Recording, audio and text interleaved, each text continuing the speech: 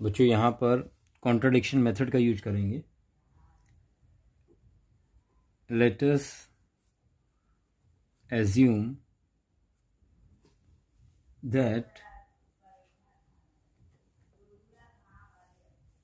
root 3 be a rational number।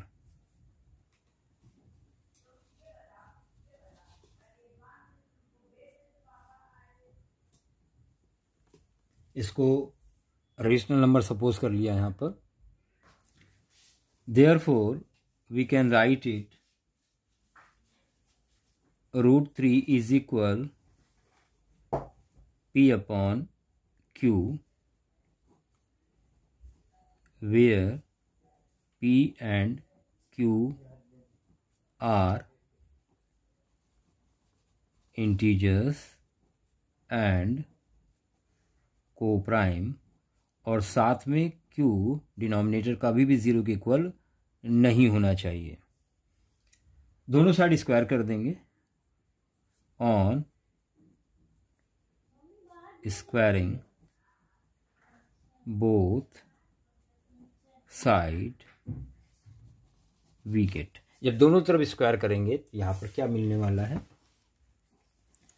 Root 3 whole square is equal P upon Q whole square. Root का square root हटा देता है तो 3 बचेगा, और यहाँ P square upon Q square. बच्चों यहाँ पर क्रॉस मल्टीप्लाई करा दें तो यहाँ पर आपको मिल जाएगा P square is equal 3q square, या इसको आप Q square is equal P square upon 3 भी लिख सकते हैं। Since P square is divisible by 3। देखिए प्राइम नंबर है, 3 का मल्टीपल 3 का स्क्वायर 3 से डिविजिबल होगा, तो 3 भी डिविजिबल होगा 3 से। Therefore P is also divisible by 3, तो P भी डिविजिबल होगा 3 से। Now we can assume it. Let P is equal 3R। Now from equation 1 Q square is equal था पी स्क्वायर अपॉन 3, तो यहाँ आप लिख सकते हैं क्यू स्क्वायर इज इक्वल, देखिए ये हो जाएगा 9R स्क्वायर अपॉन 3, या 3 से कट कर दिया तो 3R स्क्वायर, या बच्चों R स्क्वायर इज इक्वल हो जाएगा Q square upon 3। Since Q square is divisible by 3, therefore q is also divisible by 3। बच्चों ध्यान दें, शुरुआत में हम लोग मान के चल रहे थे कि p और q को प्राइम है। को प्राइम मतलब जिसमें कुछ भी कॉमन नहीं है p और q में। अभी यहाँ पे हम लोगों ने प्रूव कर दिया इक्वेशन 1 और 2 से कि 3 दोनों में प्रेजेंट है, p का भी मल्टीपल है, q का भी मल्टीपल है। तो जो एज्यूम करके चल रहे थे वो कॉन्ट्राडिक्ट यहाँ पे हुआ, मतलब हम मान के चल रहे थे को प्राइम है, जबकि यहाँ पे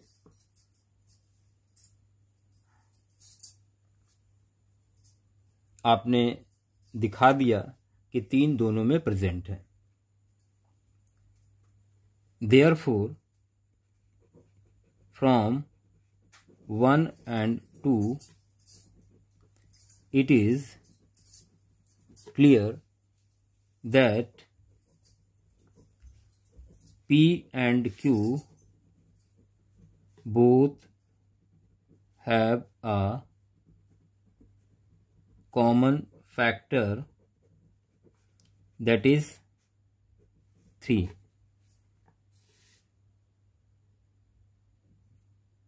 Therefore, or thus, our assumption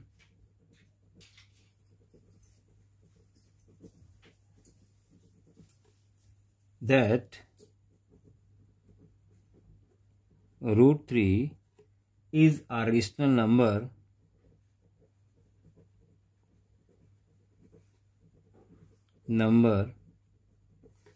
is wrong. क्यों? क्योंकि ये तो प्रूव हो गया कि इर्रेशनल नंबर है. Therefore, root 3 is an irrational number. बच्चों बहुत इंपॉर्टेंट क्वेश्चन था और कंट्राडिक्शन मेथड से ही किया जाएगा और एग्जाम में जरूर पूछा जाता है, इसलिए बहुत अच्छे से प्रैक्टिस करें इसकी. और इसी के साथ बढ़ते हैं क्वेश्चन नंबर 27 की तरफ. Find the zeros of the quadratic polynomial 4s² - 4s + 1 and verify the relationship between the zeros and coefficients. Question number 27. बच्चों ये आपको एक क्वाड्रेटिक पॉलिनोमियल दिया हुआ है. आपसे कहा गया है जीरोस फाइंड आउट करें. तो 4s² - 4s + 1 = 0. अभी यहां पर 4 आप देख रहे हैं, 4 के और 1 के मल्टीप्लाई करने पर जो आएगा वो 4 आएगा और उसको दो पार्ट में ब्रेक करना है कि प्लस करने पर 4 आए. देखिए 4 है, इसके फैक्टर आपने कर लिया 2 × 2 इंटू ये वाला 1. अब इनके दो पेयर ऐसे बनाओ कि प्लस करने पर 4 आए. तो ये तो आप देख ही पा रहे हो, एक 2 हो गया, 2 × 1 = 2 हो गया, 2 2 इसके फैक्टर हो जाएंगे. तो बच्चों यहाँ पर आप लिखेंगे 4s² 2s + 1 = 0. यहाँ ध्यान दें 2s कॉमन है, बचेगा 2s - 1. यहाँ -1 कॉमन ले लिया, 2s - 1 यहाँ भी बचेगा = 0. अब क्या कॉमन है? 2s - 1 और बचा 2s - 1. ये आ गया. अब यहाँ पर कंडीशन लगाएंगे आप. इफ 2s - 1 = 0, बच्चों यहाँ से मिलेगा 2s = 1 और इट इम्प्लाइज दैट s = 1/2 हो जाएगा. इसको हमने सपोज कर लिया अल्फा. इसी तरह से दूसरी condition, if 2s - 1 = 0, it implies that 2s = 1 और s = 1/2. इसको सपोज कर लिया आपने बीटा. बच्चों दो रूट आपको मिल गए हैं. पहला रूट 1/2 है और दूसरा रूट भी 1/2 है. अब आपको करना है वेरिफिकेशन.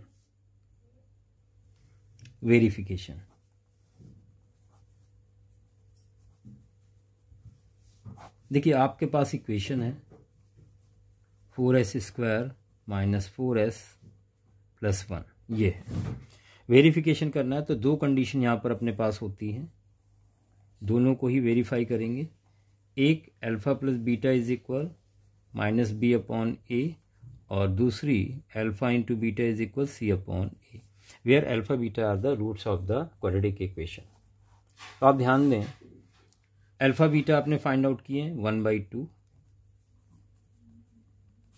तो अल्फा की जगह 1/2 लिखेंगे प्लस बीटा की जगह भी 1/2 = -. बच्चों b क्या होता है? जो s के साथ हो वो b, तो माइनस का 4 है. और a होता है s² का कॉफिशिएंट, वो भी 4 है. यहां पर एलसीएम ले लेंगे 2, ऊपर आएगा 1 + 1, माइनस माइनस प्लस का 4/4, कुल मिला के 2/2 = 4/4, या इसको कह सकते हैं 1 = 1. देखिए पहला रिलेशनशिप वेरीफाई हो गया है. दूसरे की बात करते हैं. अल्फा 1/2 है और बीटा भी 1/2 है. सी क्या होता है, जो कांस्टेंट टर्म है वो सी होता है तो 1 है। ए एस स्क्वायर का कॉफिशिएंट 4 है। बच्चों यहाँ आ गया 1/4 इज इक्वल 1/4। तो सेकेंड वेरिफिकेशन भी आपका हो गया। तो आपने देखा कितना आसान सा ये क्वेश्चन था। और इसी के साथ हम लोग बढ़ते हैं क्वेश्चन नंबर 28 की तरफ।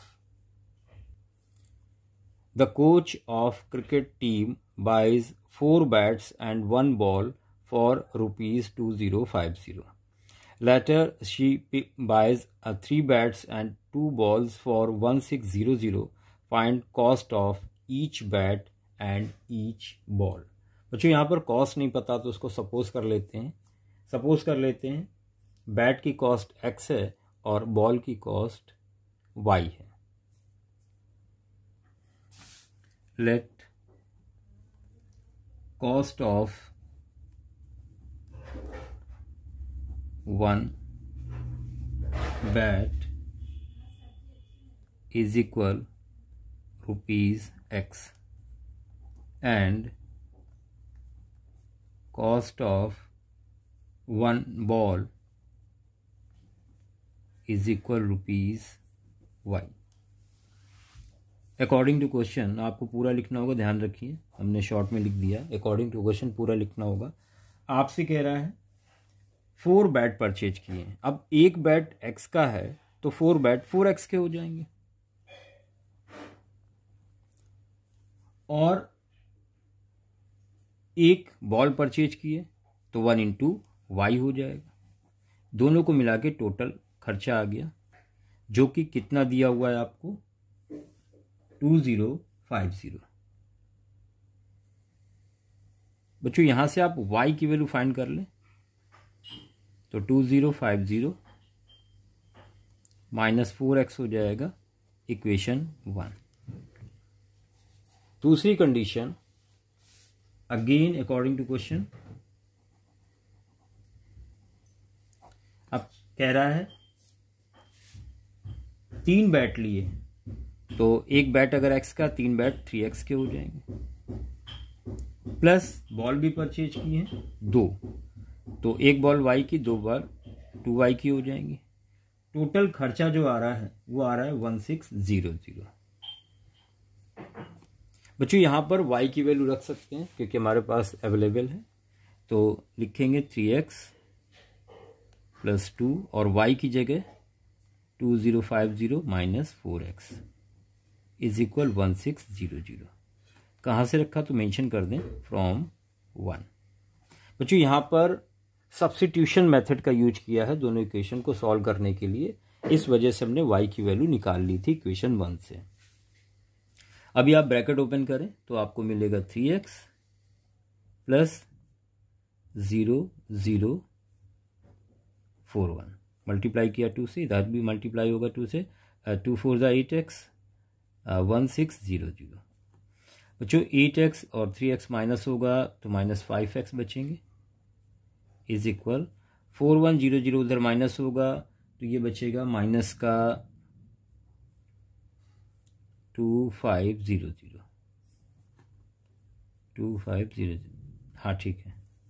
तो यहां से आपको x की वैल्यू बहुत आसानी से देखिए मिल गई। माइनस माइनस कैंसिल हो जाएगा और 5 5 25। तो देखिए एक आंसर आ गया। जो बैट है वो 500 का है और इस x की वैल्यू को हम इक्वेशन 1 में रख देंगे। यहां पर लिखेंगे फ्रॉम इक्वेशन 1 या on putting the value of x in equation 1 we gate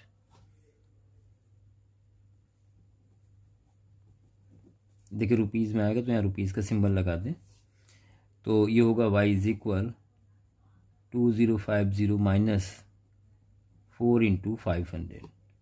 तो y इज इक्वल मिलेगा 2050 minus 2000। Therefore y is equal आ जाएगा ₹50 यानी बॉल 50 की है। बच्चों दोनों आंसर आ चुके हैं और इसी के साथ हम लोग बढ़ते हैं क्वेश्चन नंबर 28 के और पार्ट की तरफ। A lending library has fixed charge for the first 3 days। पहले 3 दिन के लिए चार्ज फिक्स है लाइब्रेरी में, and additional charge for each, उसके बाद एडिशनल चार्ज लगेगा। वो सपोज कर लेते हैं जो फिक्स चार्ज है 3 दिन का वो एक्स है और एडिशनल चार्ज वाई है per day. Sarita paid 27 for a book kept 7 days while Susie paid 21 for book she kept for 5 days। Find the fixed charge and charge for each extra day। तो मिलता जुलता question है, same एक जैसा ही लग रहा है। तो चलिए बढ़ते हैं 28 की तरफ, सेकंड पार्ट की तरफ। लेट फिक्स्ड चार्ज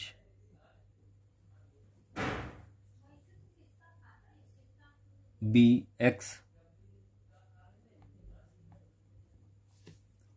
and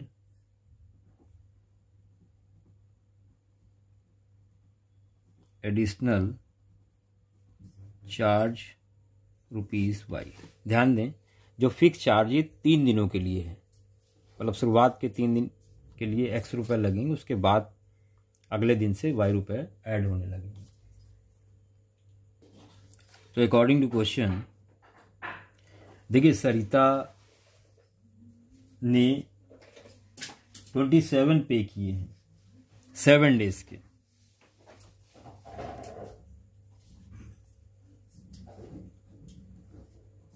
सरिता ने यूज किया है 7 days। तो ध्यान दें, पहले 3 दिन के लिए तो एक्स रुपीज फिक्स है, प्लस इसके बाद कितने दिन बचे, 4 दिन। तो 1 दिन का वाई, तो 4 दिन का 4 वाई हो जाएगा, 4 वाई हो जाएगा, इज इक्वल पे किया 27। बच्चों यहां से x की वैल्यू फाइंड कर लेते हैं। 27 माइनस 4 वाई, इक्वेशन 1 हो गई है आपकी।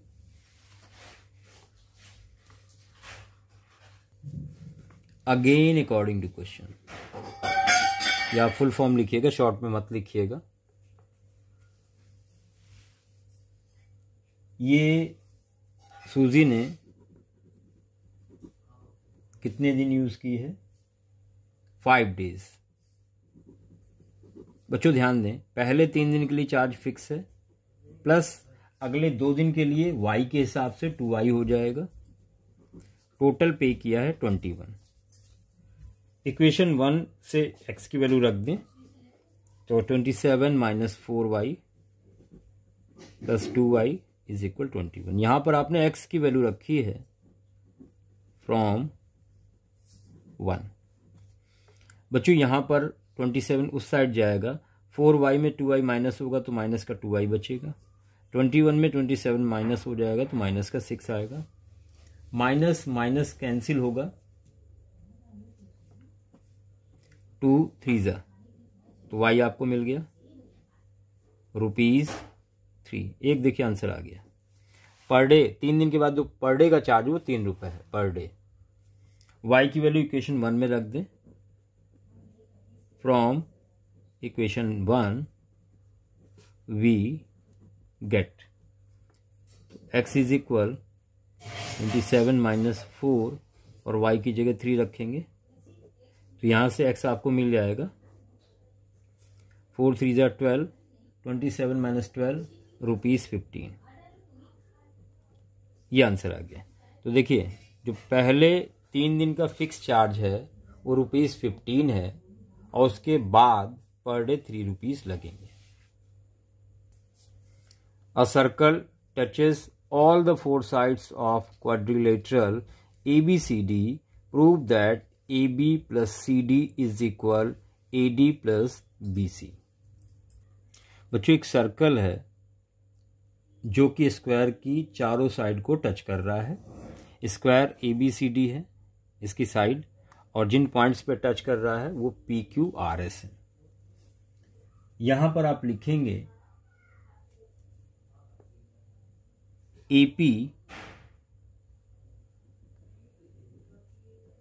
Is equal AS, equation 1। PB is equal BQ, number 2। और D R is equal D S number 3, C R is equal C Q number 4। आप ध्यान दो, ए एक्सटर्नल पॉइंट है, टेंजेंट ड्रॉ की गई है, टेंजेंट की लेंथ एक्सटर्नल पॉइंट से जो ड्रॉ की जाती है इक्वल होती है, तो ए पी ए एस के बराबर होगा, बी पी बी क्यू के इक्वल होगा, डी आर डी एस के इक्वल होगा और सी आर सी क्यू के इक्वल होगा। इनका रीजन क्या देंगे आप? रीजन देंगे length of tangents, lengths of tangents from an external point। ठीक है, एक्सटर्नल पॉइंट से जो टेंजेंट ड्रॉ की जाती है उनकी लेंथ आपस में बराबर होती है। Now on adding equation 1, 2, 3 and 4 we get, तो यहां पर आपको मिलेगा AP plus BP plus DR plus CR is equal AS BQ DS और CQ। बच्चों ध्यान दें, AP और BP, AP और BP मिलकर हो जाएगा AB, तो यहां पर आप AB लिख लेंगे, प्लस DR CR, DR और CR मिलके हो जाएगा DC या CD लिख सकते हैं, इज इक्वल AS और DS, AS और DS मिलके हो जाएगा AD प्लस BQ और CQ, BQ और CQ मिलाएंगे तो हो जाएगा BC।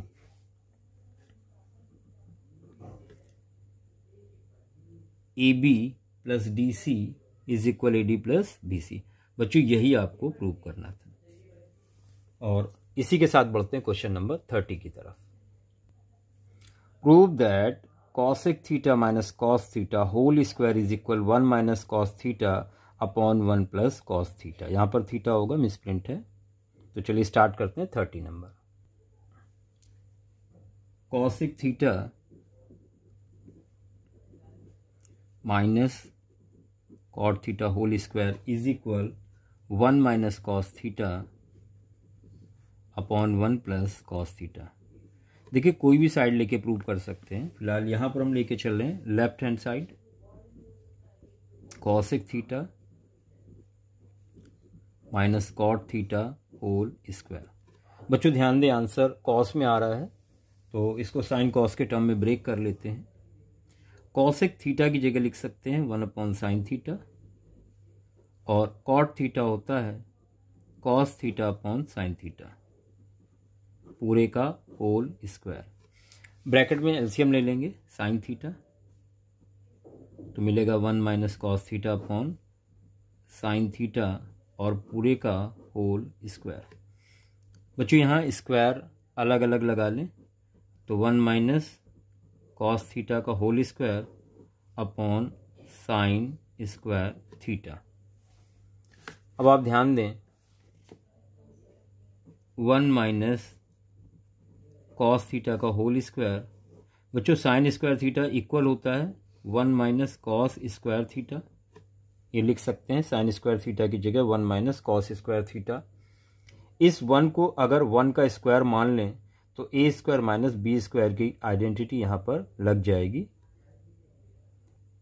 बच्चों ये हो जाएगा 1 माइनस कॉस थीटा का होल स्क्वायर